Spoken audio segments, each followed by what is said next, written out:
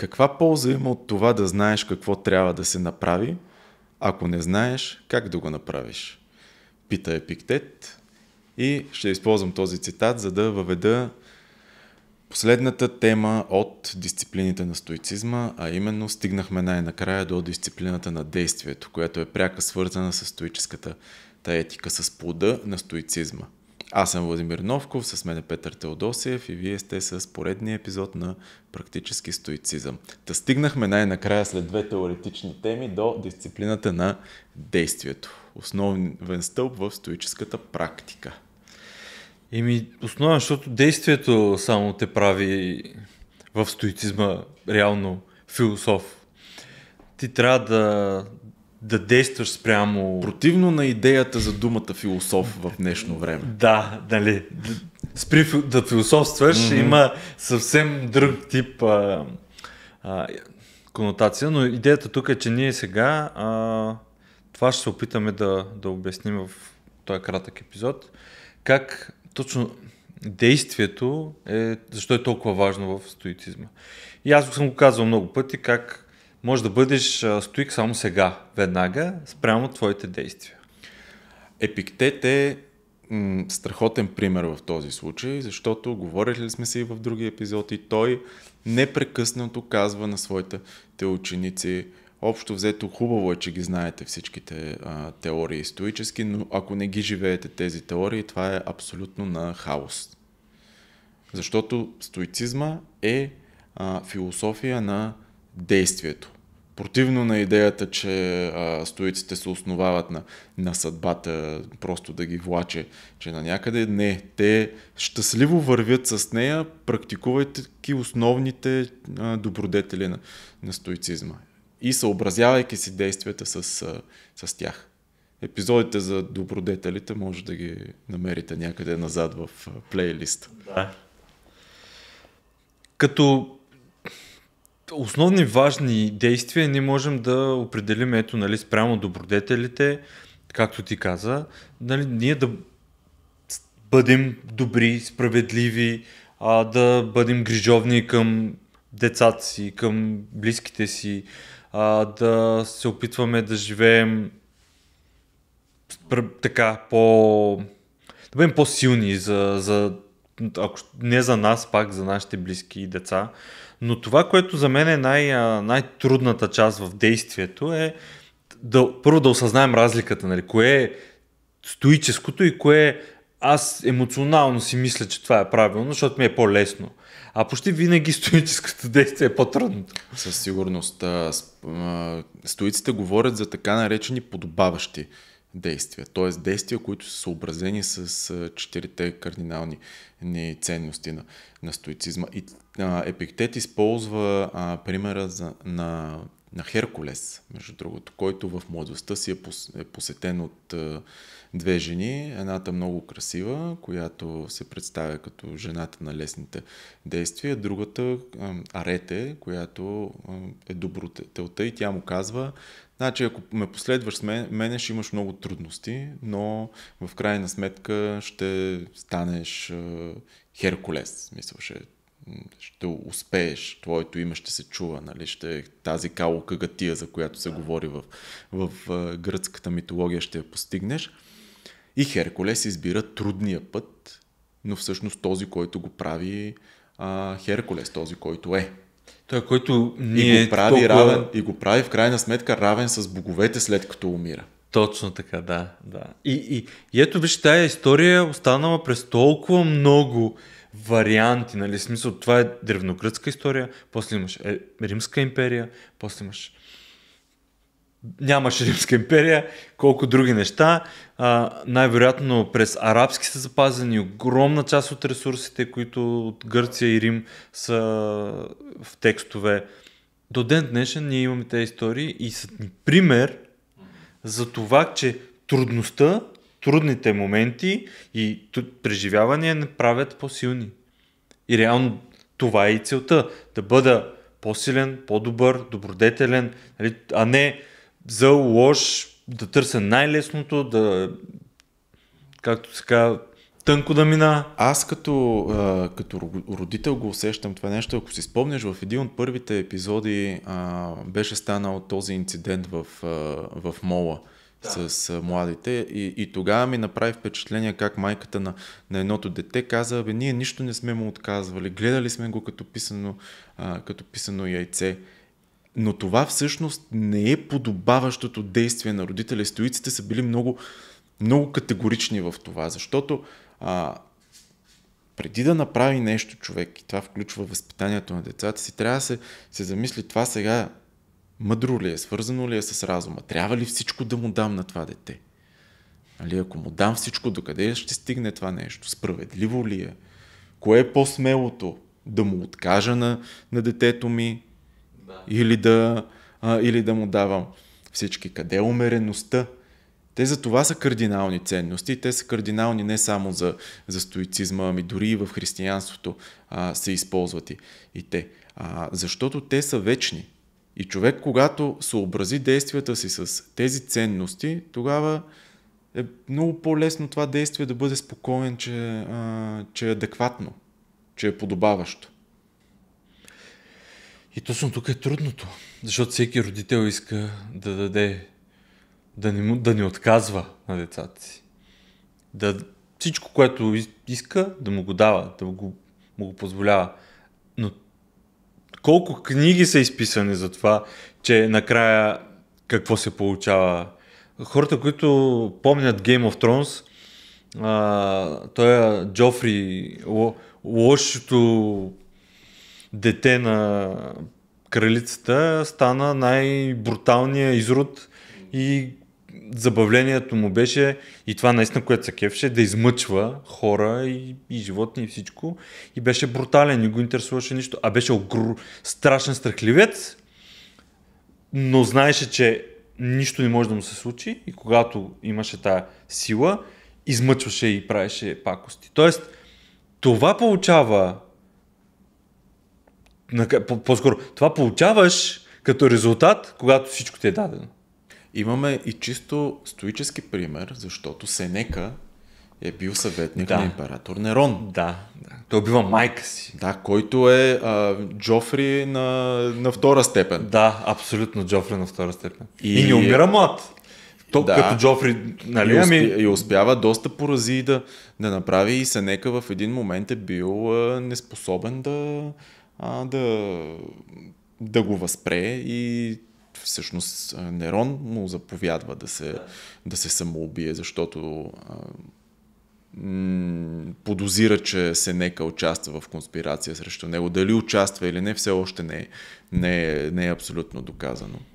Но той Нерон е виждал, точно като Джофри, нали, врагове навсякъде, и реално всеки приятел днес ти е приятел, утре не ти е приятел. И това се случва. Между другото, ето и Александър Македонски убива най-добрия си приятел в пиянска свада. В пристъпна емоция. Да.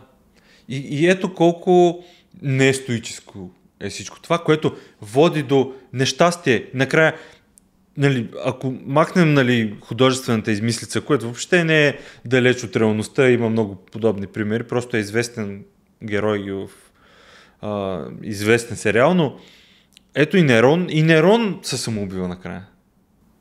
И с него става това, така да.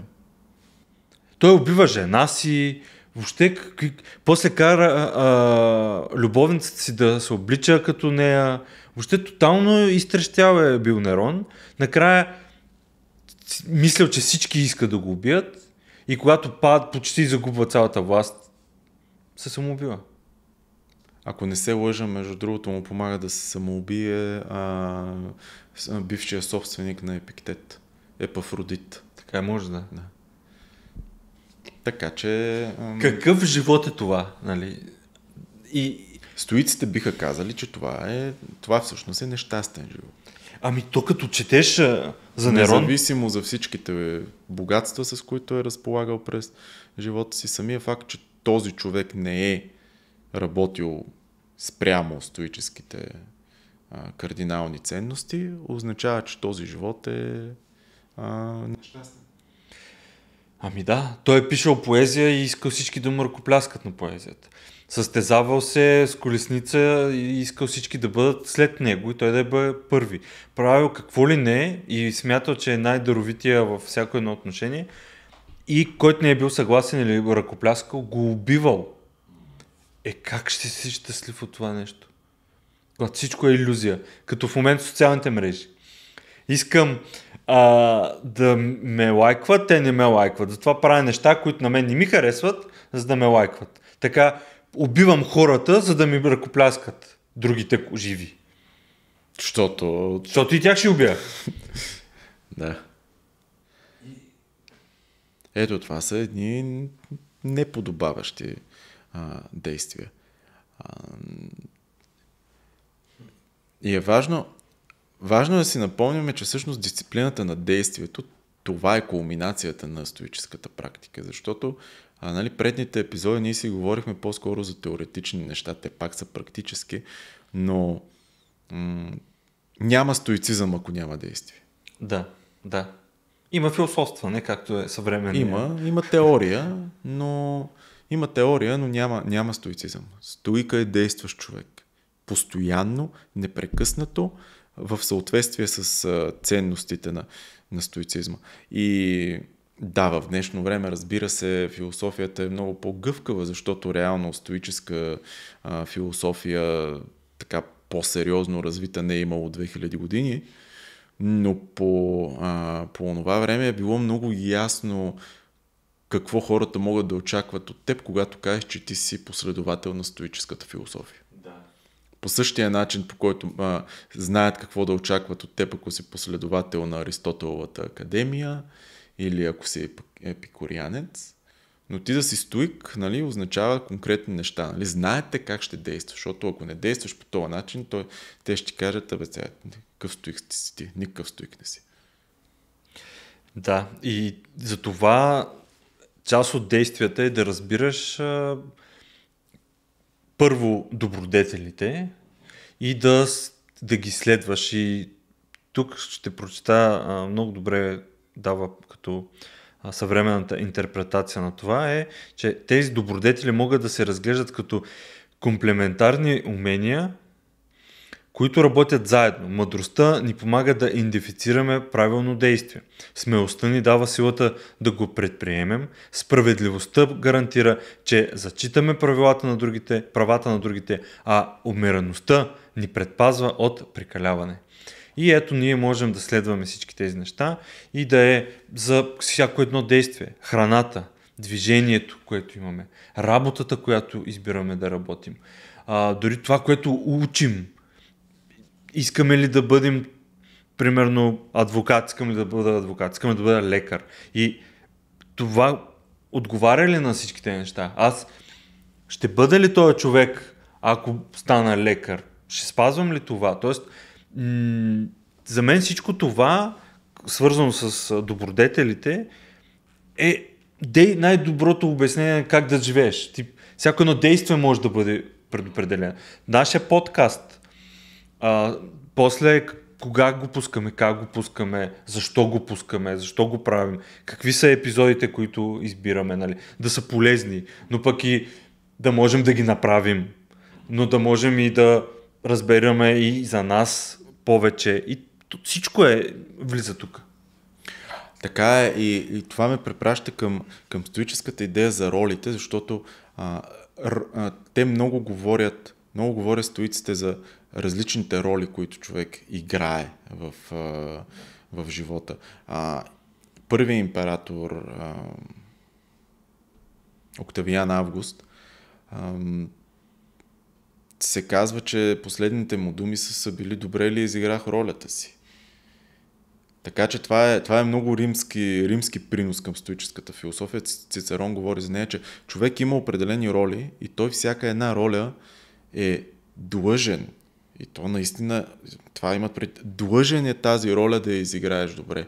Ролята ти на представител на обществото, говорили сме си го, ролята на родител, ролята на професионалист, ролята на човек, който прави подкаст Има някаква идеална форма на този човек и за нас тази форма е съобразена с стоическите ценности. Нали? Горе-долу се запитваме сега това, което го правим и което го говорим тук, съобразено ли е с стоическите ценности? Как го разпространяваме този подкаст?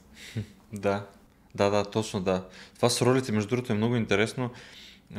Той е дори извън стоицизма, много римско и особено по-така войниците, сенаторите, императорите много са влизали в тези роли. Не както сега, чисто, може би някой мога го приема като лицемерно, нали, влизам в тая роля, се прави на някой, аз вярвам, че съм такъв. Нали, какъв император съм? Обаче аз като съм император такъв, не съм същия приятел, не съм същия съпруг, не съм същия баща, ами съм ролята баща, ролята съпруг, ролята император, ролята...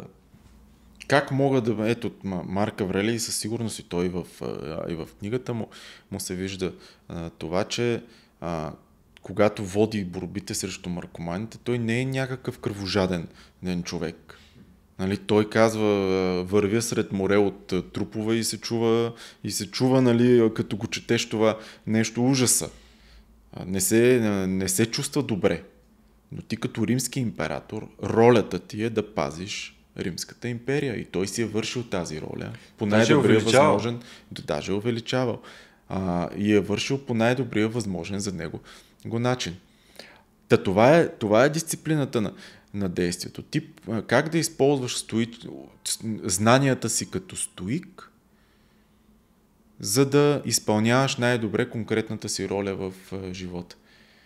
Как да бъдеш, нали, стоик в родителстването, стоик в професията. Това е стоицизма в днешно време още повече. Дори как да бъдеш стоик в спорта, как да бъдеш стоик в бизнеса. Дисциплината на действието изисква разпознаване на това, което е естествено за хората като рационални и социални същества. Нашата уникална човешка природа ни предразполага към рационално мислене и социално сътрудничество. Затова действията, които изразяват разума и социалната грижа, са в съответствие с природата. Това е дефиницията за дисциплината на действието, как точно да се... И ако го сведем това до съставните му части, това са ти мъдростта или разума, умереността, справедливостта, която включва в себе си космополитността и кое изпуснах? Смелостта. Да. Това са 4 кардинални ценности, обгърнати в един параграф. Това е дисциплина. Практикуването на кардиналните ценности в рамките на ролята, която ти е отредена от логоса, от съдбата. Защото ти не знаеш каква ще ти е ролята. Мога сега, нали, както записваме този подкаст, да изляза навънка, да ме блъсне кола на улицата и ролята ми да бъде на човек, който куца до края на живота си. Възможно е. Като Епиктет. Като Епиктет. Да. Абе виж, тук действието в рамката на стоицизма е по-скоро, аз го разбирам поне така, ние този епизод го правим, за да можем да покажем същността на това да се действа с стоическите добродетели и въобще с това как стоицизма вижда света, за да може да направим това, което най-важната част от всеки един човек, който цели, и дори стоицизма, е намирането на щастие. Точно така. Целта на всяка древна философия е постигане на щастие в съответствие с природата. И според стоицизма ти можеш единствено да намериш щастие, ако си синхрон с природата, ти ще бъдеш синхрон с природата, следвайки добродетелите. И ти, имайки всъщност знанието, че благодарение на дисциплината на желанието, че този логос действа на универсално, на вселенско ниво, със същите добродетели, защото това е стоицизма. Стоическия бог, той е деен, той е активен бог, не гледа отвън. И имайки способността, благодарение на дисциплината на логиката, ти да разбираш всъщност кое действие е съобразено с това, тогава вече ти можеш, тя за това дисциплината на действието е последната. Защото ти, имайки основите на първите две, можеш да прилагаш нея. Която ще доведе до щастие и синхрон с природата. И точно тук е най-трудната част, нали?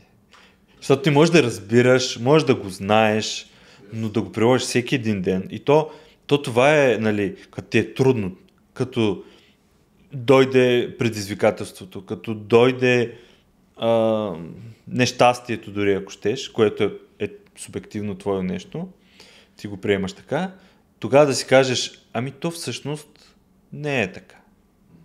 Това е трудно. Значи има една теория и тя тръгва от Сенека, който казва, че златото се тества в жега, човешкия характер се тества с трудни времена. Да. И даже така това може да се отиде до някъде, значи Сенека, който е почти бил на ниво император, нали? Сенатор е практикувал бедност, практикувал глад, защото той е знаел, че него не са го тествали трудните времена достатъчно и затова си го е създавал сам тази трудност. Да, но и дори да не я забравя, защото ти дори да си бил беден, да си живял на улицата и след това станал много богат, успешен, много бързо можеш да забравиш какво е. И за да не забравяш, си причиняваш трудности, за да си кажеш, ами то не е чак толкова зле. Тоест, дори да загубя всичко, знам как да живея. Защото тези кардинални добродетели, те могат да бъдат и за най-богатия, и за роба. И за този в плен, и този, който е президент. И не просто знам как да живея, ами знам как да живея щастливо. Да. Защото това никой не иска да живее нещастно. Да. Всъщност като дръпнеш чертата. Но повечето хора слагат щастието наравно с някакви външни неща и го обвързват с някакви външни неща. Това е, да. Дали ще е с резултата, дали ще е да. с богатство, с репутация. Докато стоицизма ти казва, ако си представиш, че имаш една скала, една везна, на която са ти четирите добродетели и тя тръгне надолу, защото те са тежки, колкото и външни неща да слагаш от другата страна, тази страна няма да мръдне. Защото те толкова тежат. Да. Точно. И ти можеш да бъдеш щастлив без лайкове в социалните мрежи, без новия телефон, без скъпата кола, без каквото и да е. Дори можеш да бъдеш... Виж, Виктор Франкъл, нали, как пише всички тези трудности в концлагера и там търсиш щастието. Там търсиш това да съм в тая среда, аз трябва да оцеля, аз трябва да намеря нещо, което да те накара да се усмихнеш, да те накара да искаш да живееш. Много е трудно да си го представиш, когато е всеки отделен човек, но ако си представиш дори един човек, който е можел да постигне щастие в тази среда, и Франкъл показва, че всъщност е имало такива хора, значи, че и ти го можеш. И това е оптимизма. И това е оптимизма на стоицизма, защото това пък е другото. Ще направим епизод специално за митовете за стоицизма. Един от големите митове е, че стоицизма е песимистична на философия. Тя е точно обратно. Тя те учи да бъдеш щастлив и да гледаш на всичко с оптимизъм, просто защото то няма друг начин. Абсолютно няма друг начин. И аз съм убеден в това. Защото до нормалния живот или там живот без философия, ти показва по-скоро само лошите неща. Отвори новинарски сайт. Отвори Инстаграм, отвори социални мрежи. Всеки ти показва, че ти си по-долу от всичко, а пък света ще свърши утре и само лоши неща ще се случват. А стоицизма ти показва обратната страна на тая плачинка. И може би да завършим пак с един цитат, по-скоро адаптиран от Епиктет, но живота е като плаване с кораб. И на този кораб можеш да избереш горе-долу кораба, на който ще плаваш и капитана, на когото ще служиш, но не можеш да контролираш времето, не можеш да контролираш морските течения. Нашата задача в този живот, изпълнявайки дисциплината на действието е да си изпълняваш задълженията възможно най-добре, независимо от външните обстоятелства, следвайки кардиналните стоически ценности. Пишете в коментарите кое в този епизод ви е харесало, кое не ви е харесало и ще се радваме да ни задавате въпроси, които после ще обединим в един епизод и ще отговаряме на всички вас на тези въпроси. Благодаря, че гледахте.